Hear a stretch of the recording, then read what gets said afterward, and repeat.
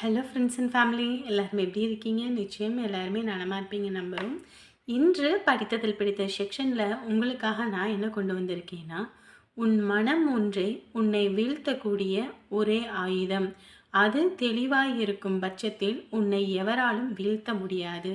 அதை தான் நான் உங்ககிட்ட ஷேர் பண்ணிக்கணும்னு நினச்சேன். நம்ம ஒரு தவறு பண்ணுறோமோ இல்லை ஒரு விஷயத்த சரியாக பண்ணுறோமோ அப்படின்றது நம்ம மனசு ஒன்றுக்கு மட்டும்தான் தெரியும். அதுக்கு நம்ம உண்மையாகவும் நேர்மையாகவும் இருந்தோம்னாலே வயசான காலங்களாக இருந்தாலும் சரி, நமக்கு ஒரு கஷ்ட நேரத்துலேயே இருந்தாலும் சரி, நமக்கு அது ஒரு மிகப்பெரிய கஷ்டமாக தெரியாது. ஸோ அதுக்கு மட்டும் உண்மையாக இருப்போம் அப்படின்றத நான் உங்ககிட்ட ஷேர் பண்ணிக்கணும்னு நினச்சேன். இப்போ வாங்க வீடியோக்குள்ளே போகலாம். டேய் நிரஞ்சா, சொல்லுங்க. எங்கடா வெளியே கிளம்பியாச்சா? இல்ல, சும்மா அப்படியே வெளியே போயிட்டு வரலாம். வீட்டுல கல்யாணத்துக்கு சம்மதிச்சுட்டாங்க, சரியா? என்ன தத்தா சொல்றீங்க? நிஜமாவா? இந்த விஷயத்துல யார் போய் சொல்லுவா? உண்மையாதான். அப்பாவும் அம்மாவும் முரண்டு பிடிச்சிட்டு இருந்தாங்க.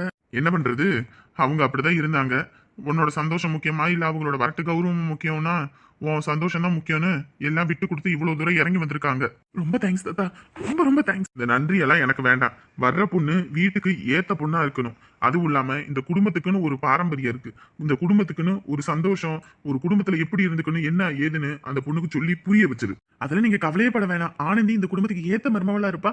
அதுவும் இல்லாம அவ இந்த குடும்பத்துக்காக எல்லாமே பண்ணுவா. நீங்களே ஆச்சரியப்படுவீங்க பாருங்க. ஆச்சரியப்படுறேன் அதிர்ச்சி அடைகிறேன்றதெல்லாம் வேற விஷயம். நீ தான் கல்யாணம் பண்ண போற, நீ தான் வாழ போற.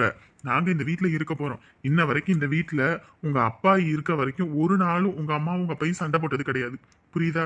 ஒரு சண்டை சச்சரவுன்னு எந்த இடத்துலயும் போய் நின்னது கிடையாது. அந்த மாதிரி வீட்டுக்கு வர மருமகளும் அதே போல இருக்கணும். புரியுதா? அதெல்லாம் ஆனந்தி நல்லபடியா நடந்துப்பா. நீங்களே சொல்லுவீங்க பாருங்க. அவங்க ரெண்டு பேத்துக்கும் இந்த கல்யாணத்துல துளி கூட விருப்பம் இல்லை. ஆனா அந்த அம்மா சொன்னதுக்காகவும் உன் ஆசைக்காகவும் தான் நாங்க எல்லாரும் பேசி இந்த விஷயத்துக்கு உனக்காக இறங்கி வந்திருக்கோம். அப்படின்னும் போது ஒன்னாலையும் அந்த பொண்ணாலையும் எந்த பிரச்சனையும் இந்த வீட்டுல வந்துடக்கூடாது. மறுபடியும் சொல்றேன், தெளிவா இருந்துக்கங்க. புரியுதா? இந்த குடும்பத்துல உங்க அத்தை வருவா போவா, அவங்களும் வந்து இருப்பாங்க போவாங்க. வர்ற பொண்ணு அவங்களை என்னைக்கு எதையும் சொல்லிடக்கூடாது. இந்த வீட்டுல எப்படி உங்களுக்கு உரிமை இருக்கோ அதே அளவு சம உரிமை உங்க அத்தைக்கும் இருக்குது. ஐயோ தாத்தா, இதெல்லாம் எனக்கு தெரியாதா? நான் அப்பையில இருந்து அவங்கள பாத்துக்கிட்டு இருக்கேன். இதெல்லாம் நான் புரிஞ்சுக்காமையா இருப்பேன்? நீ புரிஞ்சுப்படா. வர்ற பொண்ணுகிட்ட இதெல்லாம் சொல்லி நீ புரிய வைக்கணும்னு தான் நான் இவ்வளவு தூரமும் சொல்லிக்கிட்டு இருக்கேன். இப்பயும் அவங்க ரெண்டு பேத்துக்கும் துளி கூட விருப்பம் இல்ல. உங்க ரெண்டு பேத்துக்கும் சிம்பிளா ஏதோ கோயில் குளத்திலயோ எங்கேயோ போய் கல்யாணம் பண்ணி கூட்டிட்டு வாங்கன்றாங்க. அதுவும் அவங்க ரெண்டு பேரும் கல்யாணத்துக்கு வரமாட்டாங்க. நானு நீயும் உங்க அத்தை நம்ம எல்லாரும் தான் போய் உனக்கு கல்யாணமே பண்ணி வைக்க போறோம். என்ன தாத்தா, அவங்க எல்லாமே எப்படி? அப்புறம் பிடிக்காது விருப்பம் இல்லைன்னு சொல்றவங்களை நம்ம என்ன பண்ண முடியும்? உனக்கு பிடிச்சிருக்குன்னு நீ பண்ணிக்கணும்னு நினைக்கிற, அவங்க துளி கூட விருப்பம் இல்லைன்றாங்க. நான் என்ன பண்ண முடியும் சொல்லு பாப்போம். முடிஞ்ச அளவுக்கு நான் முயற்சி பண்ணிட்டேன். நீ வேணா அவங்க கிட்ட பேசு.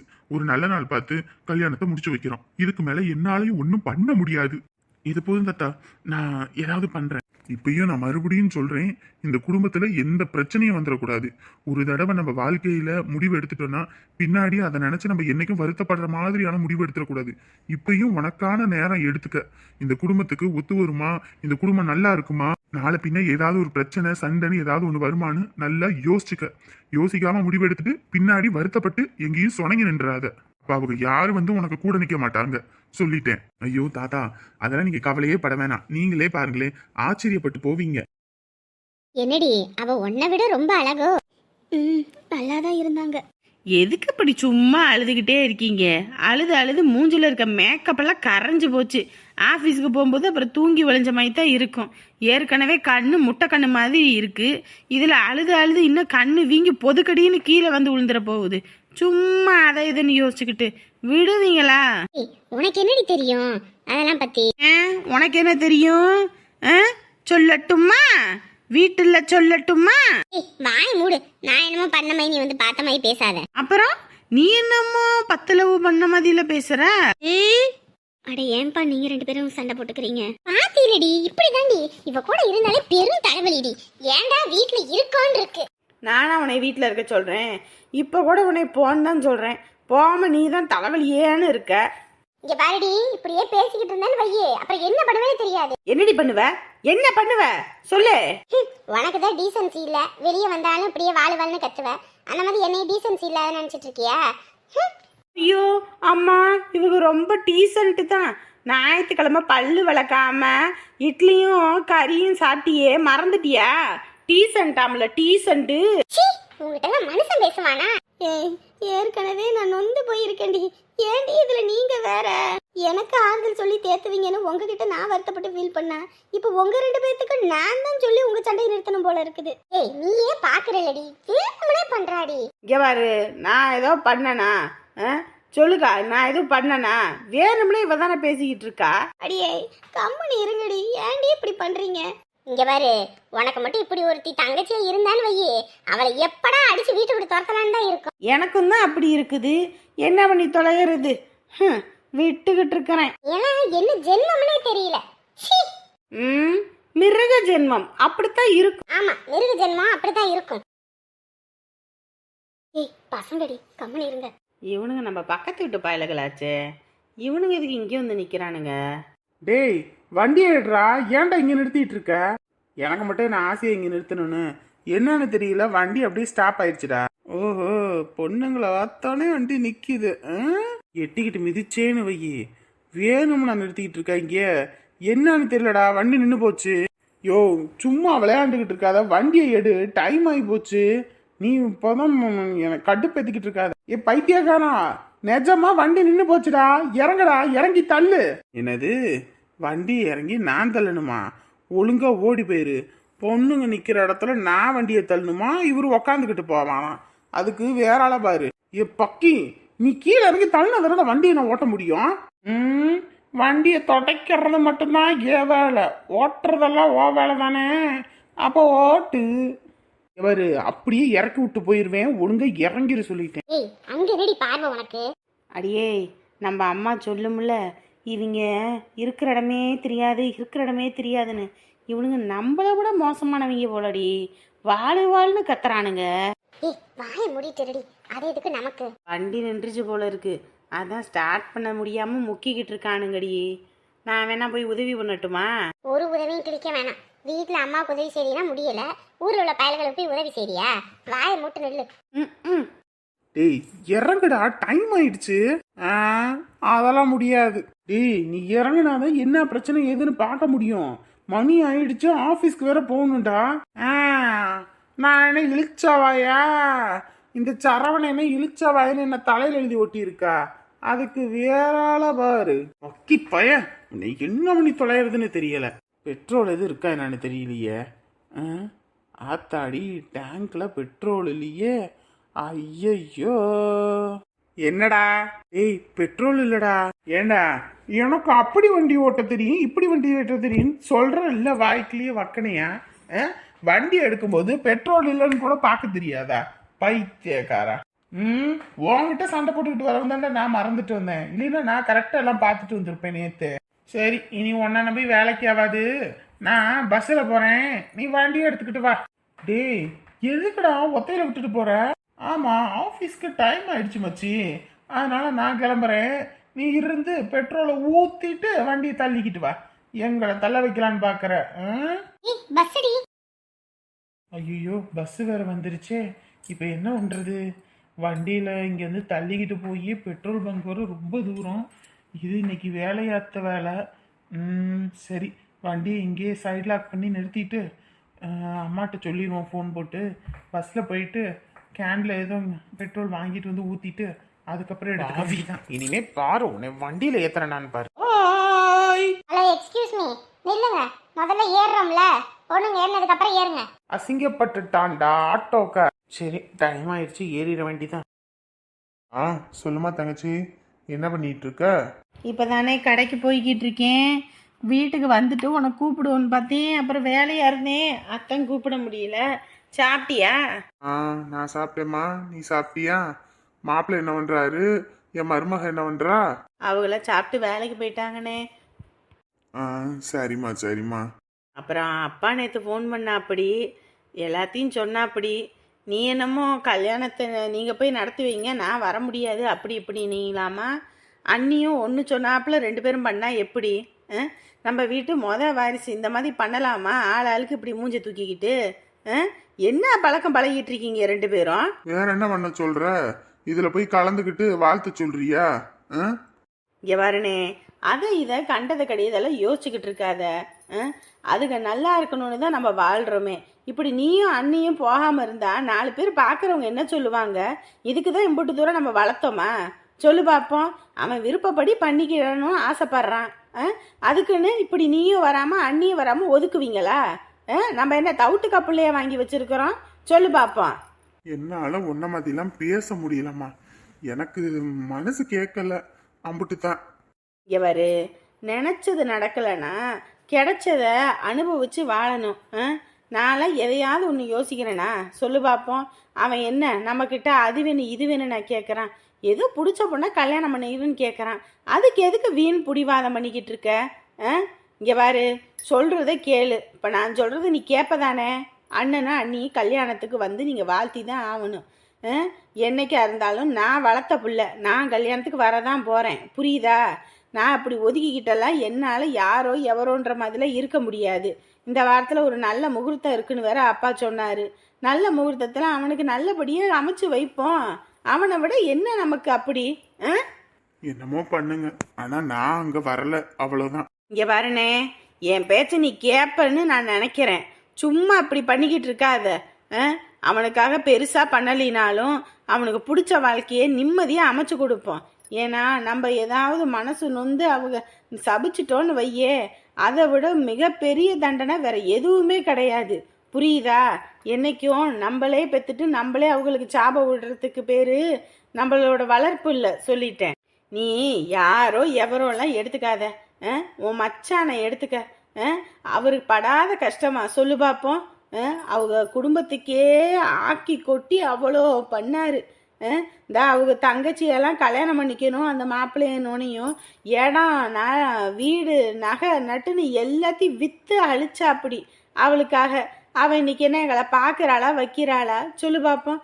நம்ம வீட்டு பையனை அப்படியா சொத்தை கூடு அதை கூடு, இது இருந்தால் தான் கல்யாணம் பண்ணுவேன் அதை இருந்தால் தான் நான் கல்யாணம் பண்ணுவேன்றானா? சொல்லு பார்ப்போம். எதுவுமே வேண்டாம், நீங்கள் கட்டி வச்சா போதுன்றான்.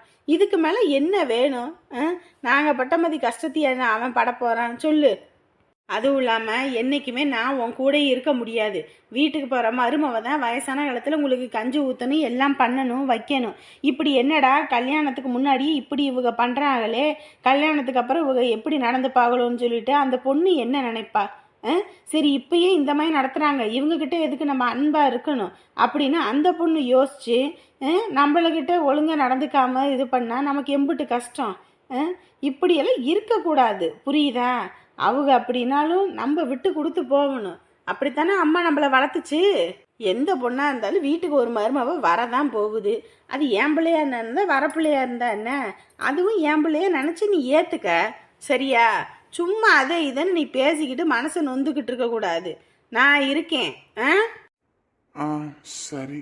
இங்கே பாருனே, எந்த விஷயத்த விட்டு கொடுத்தாலும் நம்மளோட உரிமையை மட்டும் என்னைக்கு விட்டு கொடுத்துடக்கூடாது. நாளை பின்ன அவங்களுக்கே ஒரு கஷ்டம் ஒரு சண்டை சச்சரவுன்னு வையி, நம்ம போய் எங்கேயும் நின்று எதுவும் கேட்க முடியாது. என்ன சொல்லுவாங்க? அன்னைக்கு என்ன நீ வந்தியா, இப்போ என்னத்துக்கு மூஞ்சி நீட்டிக்கிட்டு வார அப்படின்னு கேட்பாங்க. எந்த முகத்தை வச்சுக்கிட்டு நம்ம போய் நிற்க முடியும்? சொல்லு பார்ப்போம். அதுவும் நம்ம பிள்ளைங்களுக்கு ஒரு நல்ல விஷயம் நடக்கும்போது நம்ம ஒதுக்கணும்னு வையி, பார்க்குறவங்க என்ன தெரியுமா சொல்லுவாங்க? வெட்டி வரட்டு கௌரவம் தான் நாளைக்கு இவங்களுக்கு சோறு போட போகுது பாரு அப்படின்னு பேச மாட்டாங்க. நம்மளை பிள்ளைய விட்டு கொடுத்த மாதிரி ஆகிடாது. நாளை பின்ன அவனுக்கு ஒரு கஷ்டம்னா அவங்க வந்துட்டு என்ன பேசுவாங்க? இவனுக்கு கேட்கறதுக்கு நாதி இல்லைன்னு நினைக்க மாட்டாங்க. நம்மளாம் போய் நிற்கணும். அப்போ தான் அவங்களுக்கு கொஞ்சமாவது பயம் இருக்கும். இல்லைன்னு கேட்கறதுக்கு ஆள் இல்லை வைக்கலன்னு அவங்க பாட்டுக்கு இஷ்டத்துக்கு பண்ணுவாங்க. சரிம்மா. நானும் மாப்பிள்ளையும் வாரோம், எதை பற்றியும் கவலைப்படாத.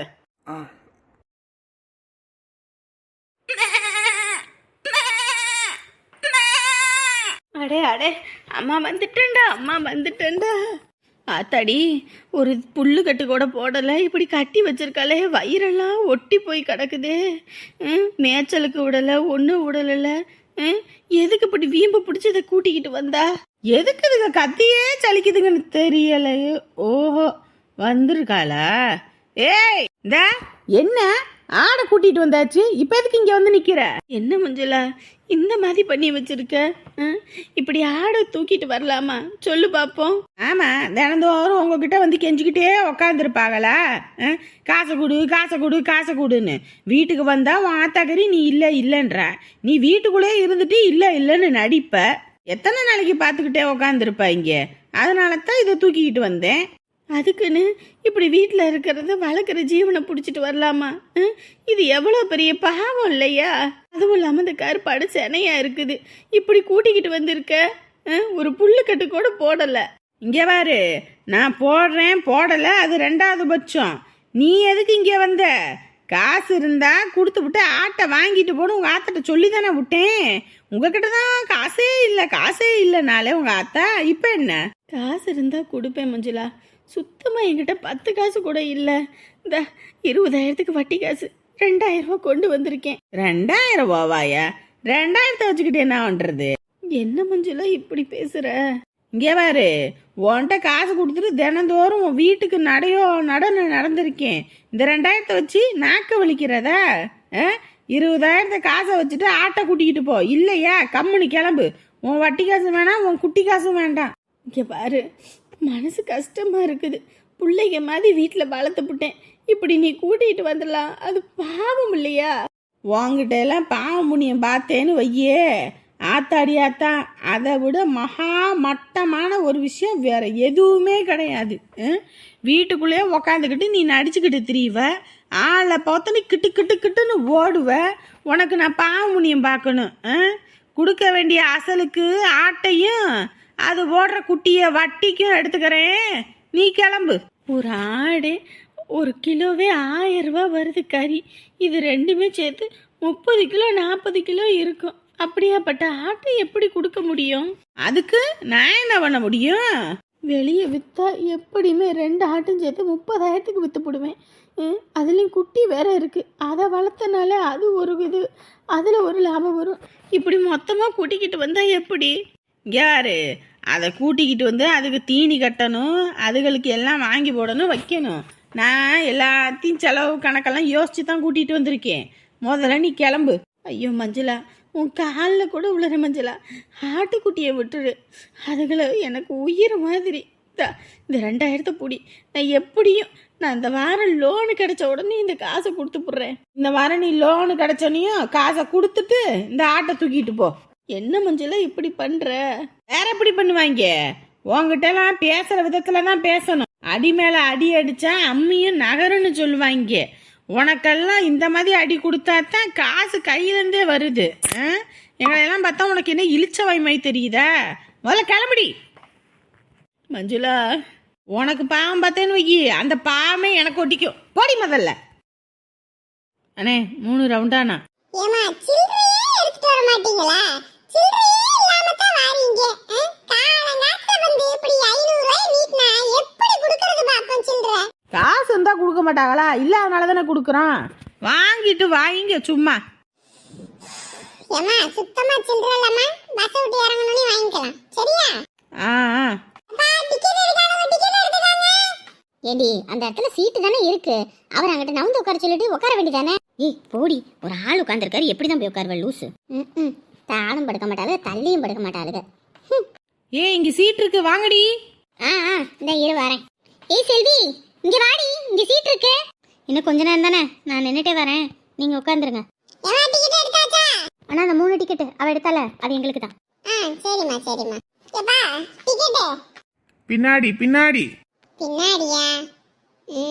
அந்த பையலா இருக்குமா? ஏப்பா டிக்கெட். கொய்யால இவனுக்கும் சேர்த்து நான் டிக்கெட் எடுக்கணுமா? முன்னாடி முன்னாடி. முன்னாடியா? எந்த முன்னாடி?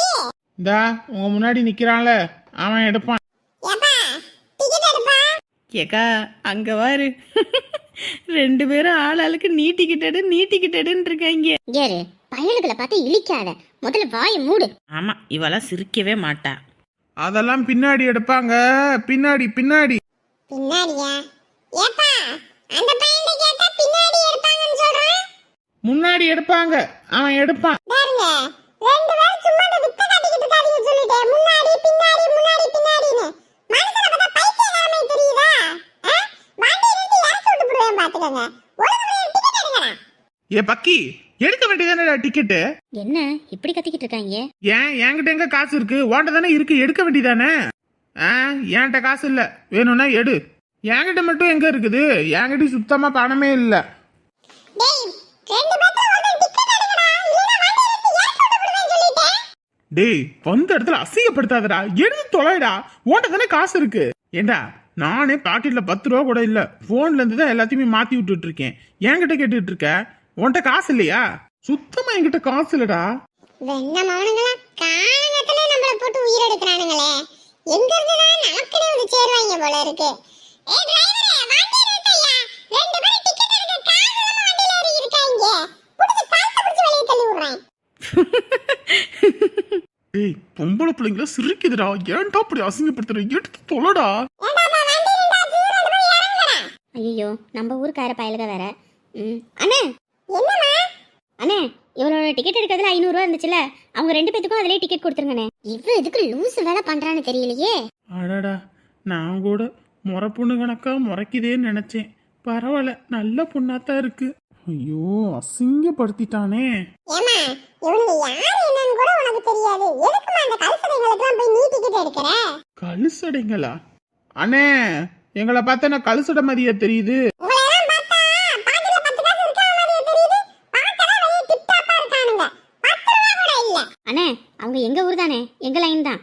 நீங்க அதிலே 2 டிக்கெட் எடுத்து கொடுத்துருங்க. என்கிட்ட போன்ல தாங்க காசு இருக்கு, கையில பணம் இல்ல. அதான் நீங்க டிக்கெட் எடுங்க, நான் அப்புறம் உங்க நம்பருக்கு ஷேர் பண்ணிடுறேன். பாத்தியா செல்வி, அப்படியே கெத்து காட்டிட்ட. வாய மூடு. இவகிட்டலாம் மனுஷன் பேசுவானா? சரிம்மா. தேங்க்ஸுங்க. It's okay. பொம்பளை பிள்ளைங்க முன்னாடி அசிங்கப்படுத்திட்டான் அறிவு கெட்டவன். கையில 10 காசு இல்லாம வண்டியில ஏறி வந்துக்கிட்டு.